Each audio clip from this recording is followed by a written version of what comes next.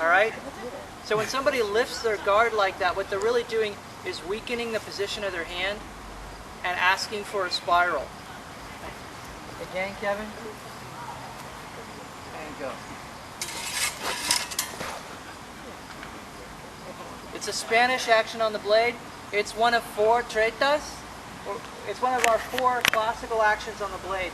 If you're a classical fencer, you will recognize this as a transport from 4th into 2nd. Does that make sense? I don't want to... Yeah, question. Can I see it one more time for the benefit of the fencer? Sure, let's do this nice and slow. Cool. And go. Nice and slow. So here's my step. I'm going to lead with my tip. I'm changing lines. Maybe if he's got a lot of reach advantage on me, I'm going to pull my hips back.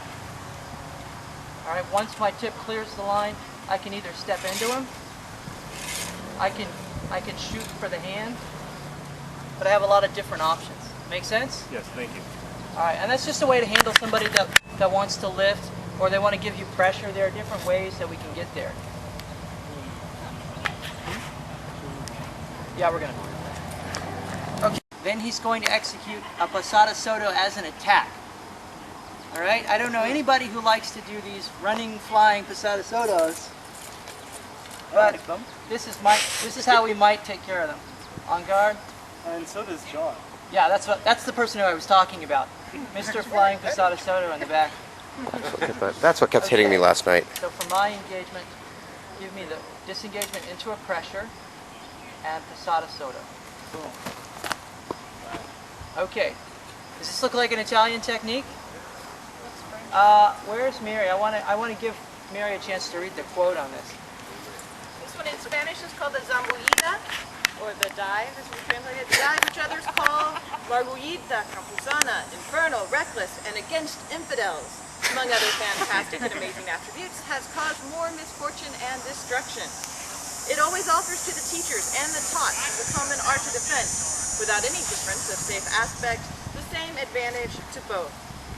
The one performing the technique and the one receiving it. It has been and will continue to be ordinary and common, that both the agent and patient can strike each other equally, according to Pacheco, not me. All right, Pacheco also says in his book that the people that do this are just as likely to hit their head on the ground as they are to strike their adversary.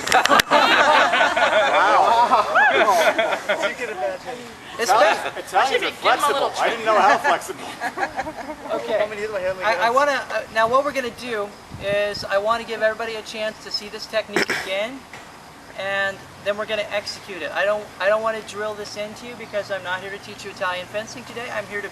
We're here to trash talk and beat Italian fencing. Come on, guard. No, don't hit your head on the ground.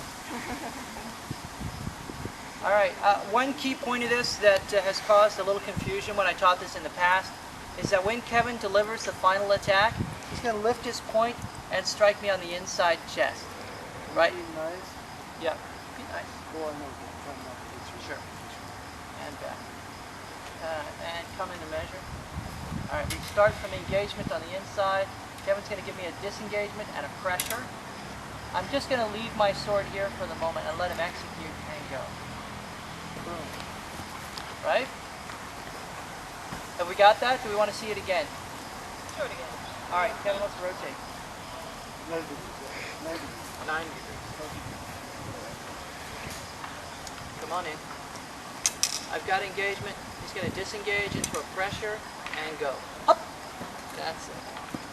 All right, and because we're being nice, Kevin's actually more upright than he might actually be when executing. Yeah, go ahead and strike me there, and do it a little more.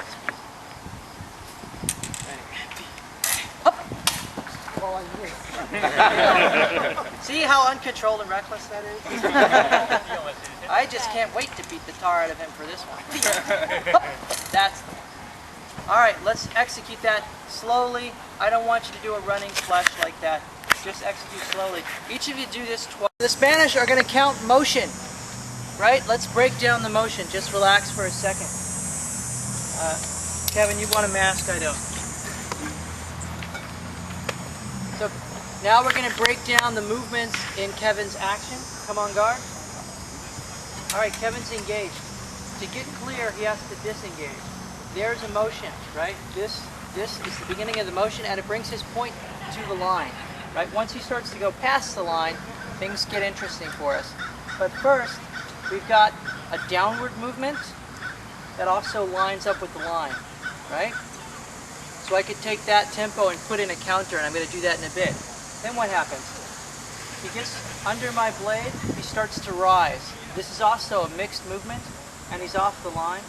Then he's going to come up and connect, right? So now he's aligning again. Now he's going to push me off the line with the pressure. Each of these things has a movement and a counter. After the pressure, he's going to come back. That point's going to lift up under mine, and he's going to move forward. We're going to apply counters to each of these. So I don't care what the technique is. I care about the position that he's in and where he's moving through space. Then I will apply the counter as I see fit. All right, and what you're probably going to see here is the fencer that has better control of measure, a better sense of tempo, and more training in their system is the one that's going to prevail. So if Kevin starts from the disengagement and I have very fast reflexes, I can apply my first Spanish counter. For an engagement, he's going to go, I can do this, and that's going to be advantage of the right angle, and I'll get out. If he's further away from me, I can still do the same thing. He starts the disengagement, and I'll step in with my little gaining step that I did before. Boom, boom, out. Right? That's interesting, but I want to move. I want to truncate a little bit. We're going to look at the next piece. His blade starts to rise. All right, so now I have him on my outside line. Go ahead, outside line. There, it starts to rise.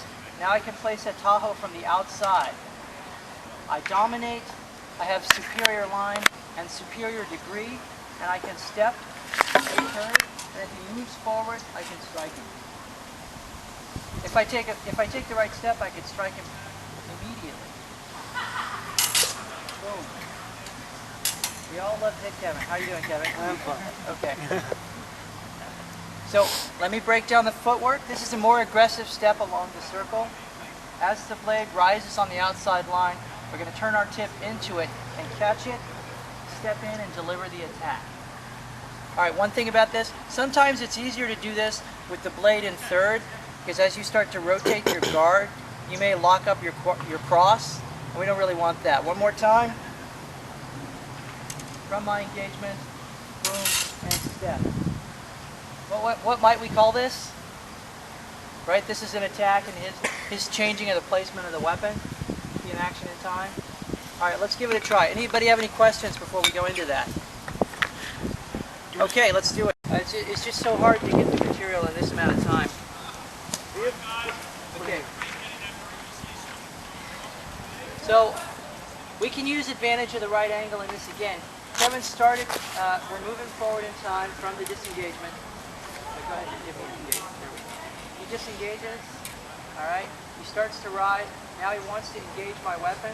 I can just bring my tip out, right? What I can do with this is any step this way. As Kevin starts to pass, I'll just put my point on his left eye. That's what it says in the book. Basically, get off the line, free your tip, and put your point into his face. See if he still wants to come towards you.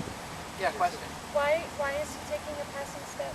Because he's executing a Passata Sotto. I don't know that I didn't get the blade. Okay. So I'm going here and coming off immediately to go, instead of waiting to see what happens. Right. And if he doesn't go, I'm okay. If at any point I get spooked, my answer is to liberate my blade, get back and put it on him and see what's going to happen. I want to go to the next piece, because this piece is really characteristic of the Spanish tradition. It's really awesome. Kevin's going to start to give me the pressure to deviate me from the line. Right there. What Pacheco says is you're going to now pass under the angle with a passing foot, with a passing step with the left foot, and execute a movement of conclusion. Anybody have any idea where we might be going with this? Well, clearly I have to grab his hand, but I've got a point there, right? Let's take a look and see how we get there. Here's the disengagement. He's going to pass. I'm just going to relax. All right. The Let's try that again. So I'm going to do this a little slower. Yeah, a little less speed. There's the pressure. I'm just going to relax and lift my legs. Once again,